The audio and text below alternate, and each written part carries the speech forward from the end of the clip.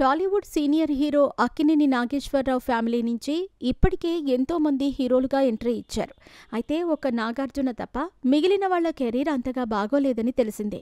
నాగార్జునకు కూడా గతంలో ఉన్నంత హిట్ సినిమాలు ఇప్పుడు లేవనే చెప్పాలి. అయితే రీసెంట్గా అక్కినేని నాగచైతన్య తండేల్ మూవీతో ప్రేక్షకులను పలకరించాడు. బిజీగా గడుపుతున్న లైఫ్ లో చిన్న బ్రేక్ తీసుకుని ఎంజాయ్ చేయాలి అనుకుంటున్నారా? అయితే వెంటనే ఆర్వే వెకేషన్స్ ప్రైవేట్ లిమిటెడ్ ని సంప్రదించండి. మరిన్ని డీటెయిల్స్ కోసం సంప్రదించండి 7997979960. ఆ మూవీ బ్లాక్ బస్టర్ హిట్ అయ్యింది. ప్రస్తుతం నాగచైతన్య హిట్ ట్రాక్ మళ్లీ టర్న్ అయిందని చెప్పాలి. అక్కినేని అఖిల్, అటు సుమంత్ హిట్ సినిమా కోసం వెయిట్ చేస్తున్నారు.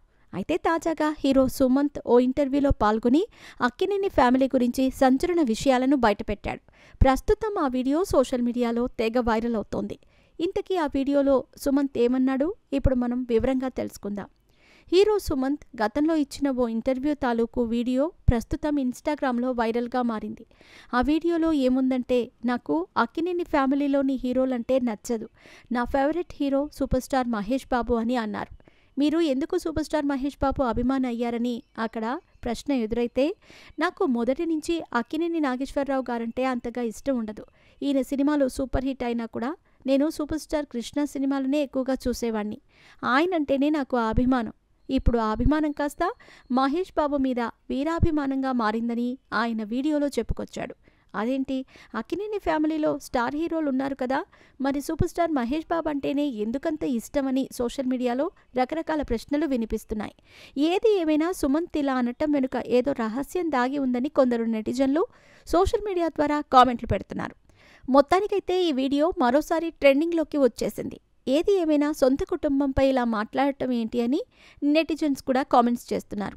ఇక హీరో సుమంత్ సినిమాల విషయానికి వస్తే, సుమంత్ తెలుగు సినిమా నటుడు, నిర్మాత కూడా. ఇతడు అక్కినేని నాగేశ్వరరావు మనవడు. అక్కినేని పెద్ద కూతురు సత్యవతి, అల్లుడు యార్లగడ్డ సురేంద్ర దంపతుల కుమారుడు. 1999 సంవత్సరం రామ్ గోపాల్ వర్మ దర్శకత్వం వహించిన ప్రేమ కథా చిత్రంతో మొదలైంది. రెండవ చిత్రం యువకుడు పర్వాలేదనిపించుకుంది. ఇతను తర్వాత నటించిన సినిమాలో అంతగా ఆడలేదు. అయితే 2003లో జెనీలియాతో నటించిన సత్యంతో చిత్రసీమలో స్థిరపడ్డాడు. ఆ తర్వాత గౌరీ కూడా విజయం సాధించి అతనికి మాస్ ఇమేజ్ ఇచ్చింది. ఆ తర్వాత పలు సినిమాలు చేశాడు, కానీ పెద్దగా ఆకట్టుకోలేకపోయాయి.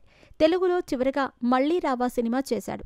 ప్రస్తుతం సినిమాల్లో నటిస్తున్నాడు. త్వరలోనే ఆ సినిమా విడుదల కాబోతోన్నట్టు తెలుస్తోంది.